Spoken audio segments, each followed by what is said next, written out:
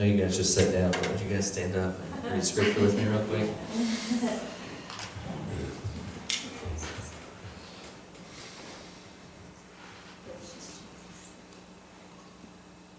Well, Steve kind of paraphrased the scripture refreshingly, but I want us to read it together.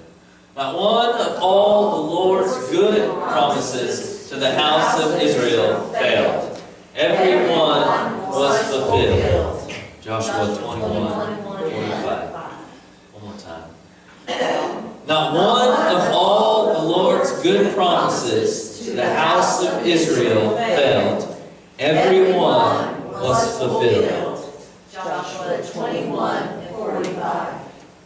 Heavenly Father, I just thank you, God. I thank you that your Spirit is already moving in this place today, God. Your Spirit never stops moving, but we feel it moving in here today, God. We just thank you for that, God. I pray, Lord, that as we speak your word, that the Spirit continues to move. Let it not just be empty human words that are spoken today, but words that are powered by the Spirit, Lord. Words that would strike deep into our core today, God. Straight to the heart because of the Spirit, Lord. We thank you for who you are. We thank you that you are faithful to us, that you are faithful to your promises. And I believe, Lord, that you have promised people in here things today, and you want to remind them that you are faithful and will fulfill those promises, God. Your good promises, Lord. Thank you, Jesus. We praise your name. Amen. Amen. I got a couple more scriptures that I just kind of want to read, just so kind of lay down maybe what we're going to be focusing on. They're both in Hebrews chapter 10, verse 23 and verse 36. So verse 23 says, "Let us hold unswervingly to the hope we profess, for he who promised is" what? Faithful. And then 36, "You need to persevere, so that when you have done the will of the God, you will receive what he has" what? Promised. You need. It said, he didn't give you an option here. He said, hey, it would be good for you. It says, you need to persevere. We're going to look at that today. And the title of the message is called After the Fall. Can you tell your neighbor, after the fall? After the fall.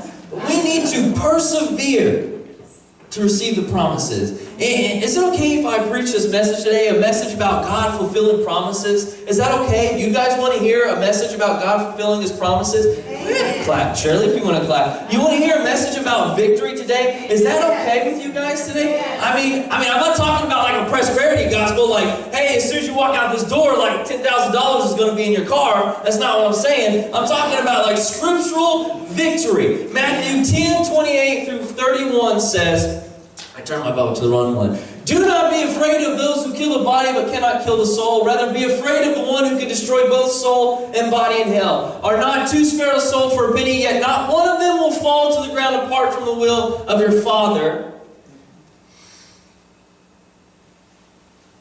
Verse 30, 31.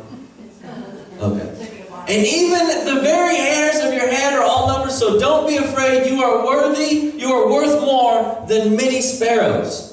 God, you are worth more to God than many sparrows. He knows the number of hairs on your head. That's the victory that I want to tell you today, that He cares about you and in your life and what is happening to you. And it's those victories that He has promised to you today. It's the victory that He will always be there. That's what He's promised to you today. Amen. That He cares about you. That's the victory I want to talk about today. That's the promises that He's going to fulfill today to you.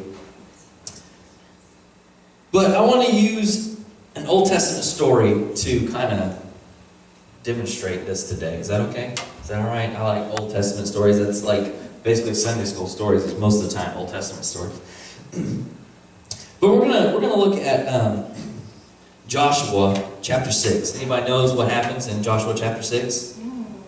Any big victory in Joshua chapter 6? There you go. All right. Good job. Good job. I'm so proud of you guys. Not just the battle of Jericho. My Bible says the fall of Jericho. The fall of Jericho. So we're going to read Joshua chapter 6, verses 1 through 5 real quick. Now the gates of Jericho were securely barred because of the Israelites. No one went out and no one came in.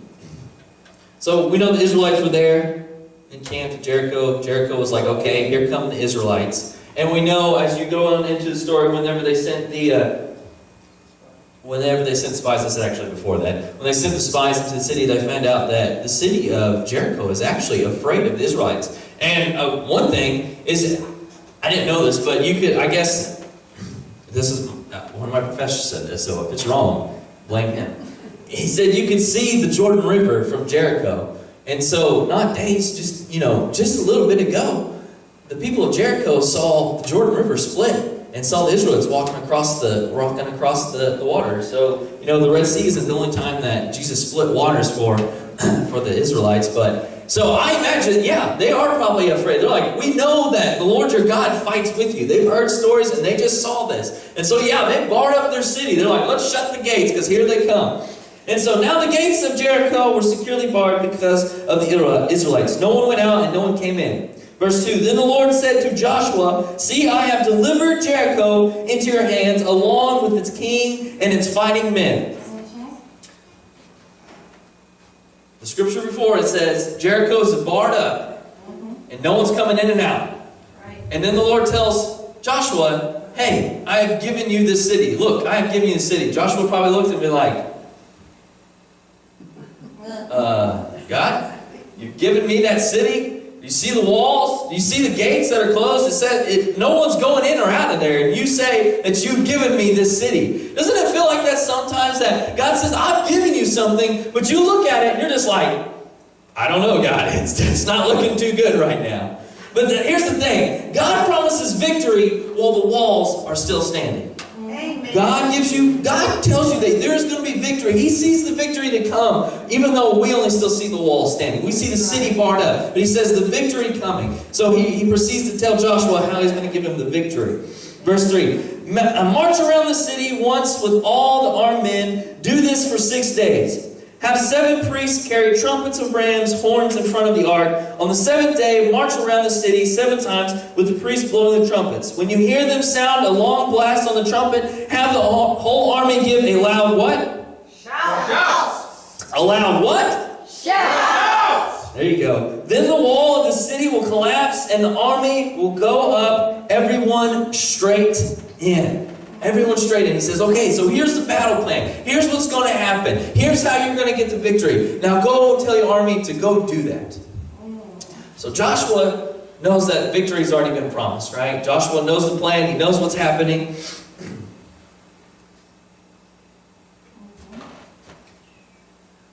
But now he has to go tell the army to go do these things. The army wasn't there whenever this battle plan was being drawn up, right? They were off somewhere else. This was God and Joshua.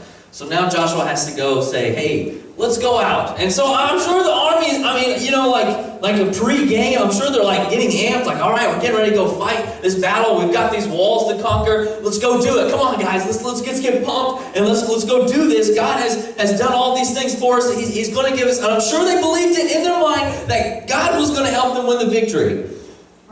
But then Joshua said, okay, let's go out. Let's get the priests, get the trumpets, let's go out, let's go march. So they were probably like, all right, here we go. We're going to conquer the city. And so they're going, and then they probably like kissed their wives and said, yeah, we'll be back. We're going to go conquer this city. And so they go and they get there, and I'm sure the people of Jericho saw the army coming, and they were probably a little bit scared, but they were also like, well, we got the walls, we're okay. And so they saw them coming, and they saw them started marching around, and they probably like were thinking, oh no, they're surrounding the city, getting ready to make their attack. And I don't know. I'm just guessing here. This is like nothing biblical. I have no clue. I'm just trying to guess what's in the minds of the people at this point. And so in the army of Israel, they're probably walking and thinking, okay, what are we doing? Are we like surveying? Maybe that's what Joshua's doing. We're just surveying the city. We're just looking. We're just trying to find the best point of attack. That's what we're doing. And so they continue circling the city, and then Joshua leads them back to camp. I'm sure at this moment they might have been a little confused. I'm sure everybody was confused at this moment except for Joshua. I mean, the people of Jericho were probably like, what was that? They just like came, circled, and then left. So maybe they gave up. Maybe they gave up, but they're still camped out there. But maybe they gave up. Maybe they thought, you know what, this is going to be too hard to conquer our walls. And the army of Jericho, they probably came back to their wives, and they're like, well, how was it? How was the battle? How was it, you really don't look like much of a battle. And they're probably like, well, we weren't. You're not going to believe this, but we went out there, and we walked around the city. We walked around the walls. And see, Joshua, he remembered the victories. Here's a key point before I move on in this story. When God says, I'm going to, tells you how he's going to give you victory. And even though it may seem impossible, to help you believe it, you've got to remember your past victories that he's given you. You got to remember that. It doesn't say that Joshua questioned God because he just walked through the Jordan River. He was one that went through the Red Sea. He was one that was brought up out of Egypt. He's seen all these things. Amen. So he says, okay, God, you're going to do this because I know you've done it before. Amen. So when he tells you something crazy like that, and you're like, that just sounds crazy, but you've got to draw on your past victories. And some of you think, well, I don't have any past victories, but you're sitting here today. And that's a victory. Amen. You're sitting here today, and that's a victory. That's right. You have victories. Your soul has been saved. That's like the ultimate victory. If you don't think God can't do anything, then you need to just look back at your salvation. He beat death. What more proof do you need that God can do anything? Right. Good job. So let's read Joshua 6 through 14. So Joshua, son of Nun, called the priests and said to them, take up the ark of the covenant of the Lord and have 7 priests carry trumpets in front of it. And he ordered the army, advance, march around the city with an armed guard going ahead of the ark of the Lord. See, he didn't tell them anything. He just said, advance, march, let's go. When Joshua had spoken to the people, the 7 priests carrying the 7 trumpets before the Lord went forward, blowing their trumpets, and the ark of the Lord's covenant followed them. The armed guard marched ahead of the priests who blew the trumpets, and the rear guard followed. All this time the trumpets were sounding. But Joshua had commanded the army, do not give a war cry. Do not raise your voice. Do not say a word until the day I tell you to shout. Then shout. So he had the ark of the Lord carried around the city, circling it once. Then the army returned to camp and spent the night there. Joshua got up early the next morning, and the priests took up the ark of the Lord. The 7 priests carrying the 7 trumpets went forward, marching before the ark of the Lord and blowing the trumpets. The armed men went ahead of them, and the rear guard followed the ark of the Lord, while the trumpets kept sounding. So on the second day, they marched around the city once and returned to camp. They did this for 6 days. So let's go back to the story where they come back the first day. Okay, well let's rest. Let's rest. Maybe I don't know what Joshua has planned. I don't know what's going on here, but we'll just God has guided him, and he's brought us through some things. So let's just keep trusting in him. Let's just keep trusting him. So the second day comes, and I'm like, all right, okay, so maybe this is the day. Okay, here we go. We surveyed the city. That's probably what was going on. Honey, I'll be back. I'm going to go take the city. We're going to go take the city of Jericho. Don't worry, it's going to happen today. I'm going. Here I go. And so they go out, and mind you, the whole time they're out there, they're listening to these trumpet blasts, which would probably be annoying. I mean, I don't know, just a continuous trumpet blast. And so, here they come, walking around the city again. Here comes the city of Jericho. They're probably like, okay, here it comes. This is the day. Today's the day. They came yesterday, and I don't know what happened yesterday, but today's the day. Let's get ready to fight. And so here they come. They march. They start doing the same thing, march around the city. They go around, and then they go back to camp. And comes back to camp, and I'm like, well, you still don't look like you fought today. Well, we didn't fight today. We went out there, and we marched around the city.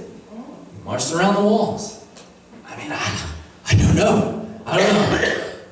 So third day, here it comes. Same thing, marching around the city. People of the city of Jericho at this point might have been like, look at those Israelites out there. Look foolish, they're just walking around the city. We don't know what they're doing, but they're just walking around the city, and then they walk around and come back.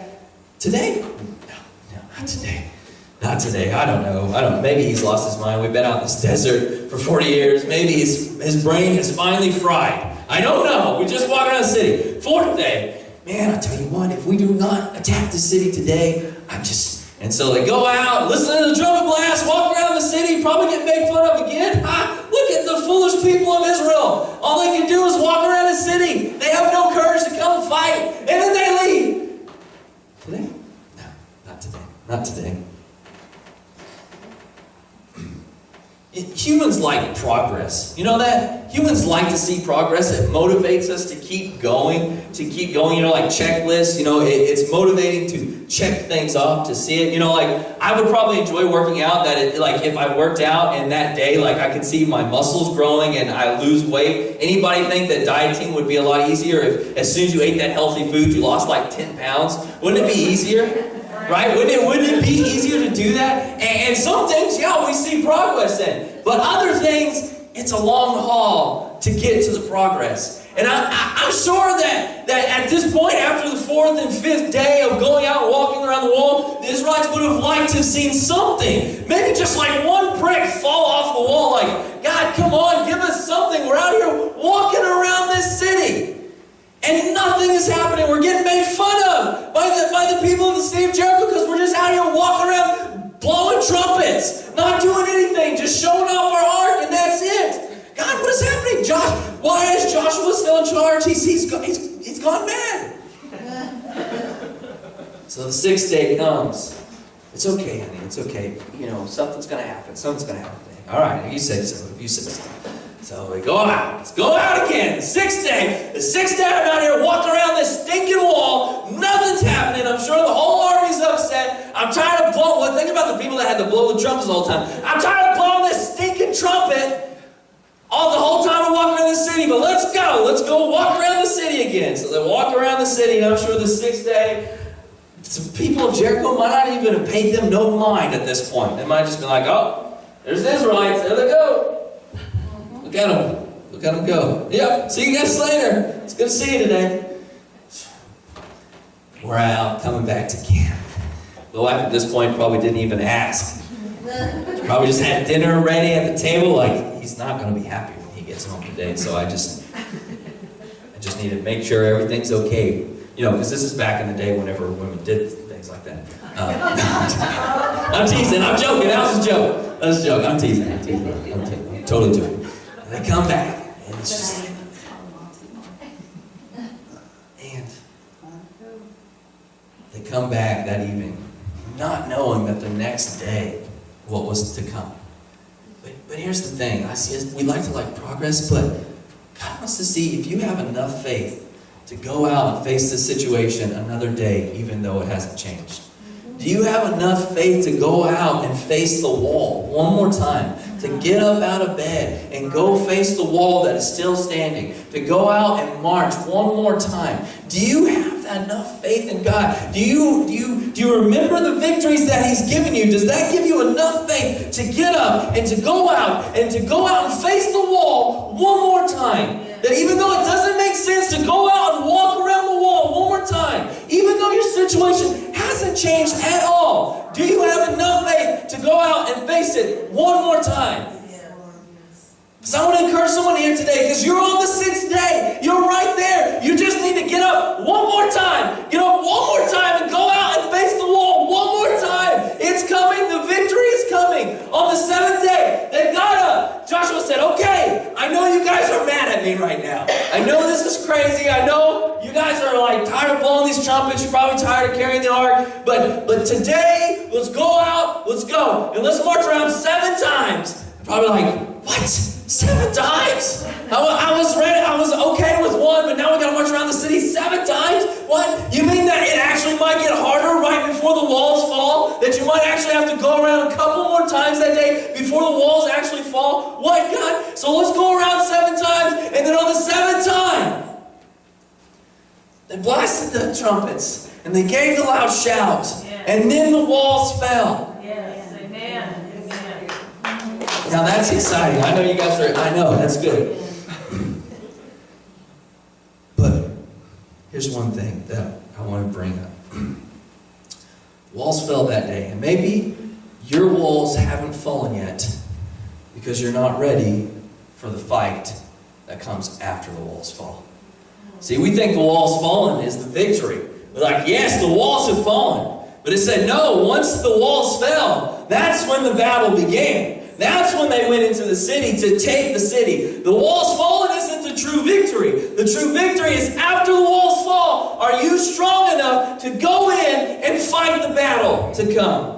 Maybe that's why your walls haven't fallen yet. Maybe you are not ready to fight that battle. Maybe instead of complaining that the walls are still up, maybe you should be like thanking God that He's preparing you for the fight to come, that He's letting you rest. Even though you're having to go walk around the walls, this might be the resting period before the walls fight, before the fight that comes after the wall falls. After the fall. We have to remember the promise of victory. We have to endure the march where God is working in the march, but then we have to be ready for after the fall. We have to be ready to go take the city after the fall. And I'm going to tell you, this is true. I've seen some walls fall, but that doesn't mean it got any easier. That's when the true fight began, was after the wall fell. It felt like I was hitting a wall, and then it came down, and it's like, oh, there's an army on the other side of that wall that I've got to fight now. The people of Israel are probably like, man, I wish we'd have just walked out and went back. I mean, my wife would have had dinner for me. She was feeling sorry for me. Now I gotta fight. Now I really have to fight. I got so used to just walking around. God is saying, you know what? I'm preparing you when you're walking around the walls. I am preparing you, and I'm preparing the enemy. Think about the city of Jericho. The first day, they were probably ready for a fight when the Israelites showed up. The city was barred up. Everything. They were inside, and they were ready for the fight, probably. Even though they feared them, they still knew, okay, a fight's coming. Think about every day when they watched them walk and then they left. Think about, I can just only imagine that their guard went down a little bit, like this is never going to happen. They're just coming out, walking around. And then on the seventh day, the enemy truly wasn't ready when it happened. But the army of Israel was ready when it happened. Joshua knew it was coming. He probably was saying, guys, it's happening. It's coming. And I want to tell you guys today that the fall is coming. But be ready for the fight that comes after the fall. I don't want you to think that it's just going to be all good once the wall falls. I want to remind you that there is an army behind the wall waiting to fight back whenever the wall falls.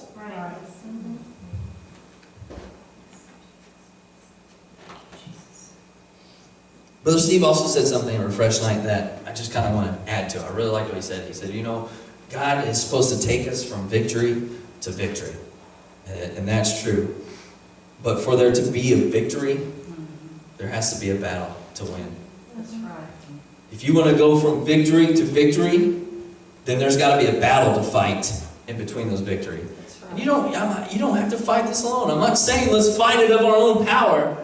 The Israelites didn't fight the battle on their own power. If they would have fought probably any of their battles on their own power, so many times they were outnumbered, they would have lost. But God wants to fight the battle for you. Amen. He's promising you the victory. He said all of the good promises to the nation of Israel, God fulfilled every one of them. That's right. And God is still in the business of fulfilling His promises. Yes, He is. And not a promise that some preacher, like I said, not a promise that some that said, oh, hey, if you send in $1,000, then you guys know who I'm talking about. Then you'll be blessed. Not that battle. Not the $10,000 in your car waiting out there. Not that battle, but the one that God truly promises you. The one that He truly speaks to your heart and says, I'm going to give you this battle. Right. I'm going to give you this victory. Thank the Lord. He's going to fulfill it. That's right. Amen. You just got to get up another day and go face the wall. Yes. Have enough faith. Remember the victories past. Yes. To get up and go face the wall another day. To go out and walk around one more day. And like I said, on the seventh day, it didn't get easier. They had to walk around 7 days. And on that last day, when it's really hard, when it's just so hard that you're just like, I can't do it anymore, God. I just can't. I can't. You've got to get up one more time and trust in Him. That the walls are going to fall and that you are ready for the fight afterwards. Amen. That's right. That you're ready for the fight. Dear Heavenly Father, I just thank you, God. I thank you that you fulfill your promises, God. Just give us the strength, Lord. If someone in here is struggling and just feels like they don't have enough strength to go face the wall one more time, God, just nudge on their heart today. Say, just remember my promise of victory. Remember the victories that I've given you already. Remember those. Draw strength from that. Draw strength from your Spirit, God. Let them draw strength from you, God, to get up and go face the wall one more day, Lord. And Lord, just let them know that you are preparing them for the fight to come after that wall falls, Lord. That's not the true victory, Lord. It's a minor victory, Lord, but we know that there's a battle to come after that, Lord. Just give them enough strength to go face that battle, Lord.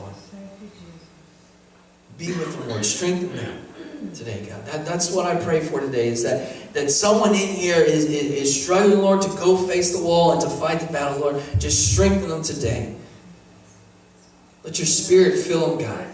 It's of your power, not ours, God. It's of your power that the wall falls. It's of your power that we get the victory today, God. Let us rely on that today, God. Let us remember your promises. Thank you for being faithful, God.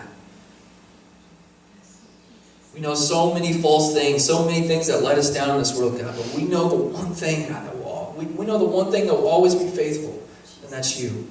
Always faithful to your promises, God. Give us the strength to face the wall one more day, God. Thank you. Thank you, Jesus.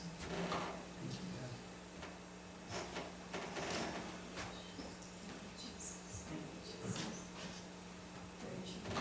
God. Okay, let's read 3 scriptures to close. Let's read our Joshua 22 and then the Hebrews ones again, because they're good. Joshua 22. Alright, you guys read these with me. Not one of all the Lord's good promises to the house of Israel failed. Every one was fulfilled. And then Hebrews 10:23. Let us hold unswervingly to the hope we profess, for he who promised is faithful. And then 36. You need to persevere, so that when you have done the will of God, you will receive what he has promised. You need to persevere. Persevere. Go out. Go march one more day. Go face the wall. It might be the day. Don't stop. Don't stop on day 4 or 5 or even 6. If you stopped on day 6, then you'll miss the walls falling on day 7. Persevere. Persevere.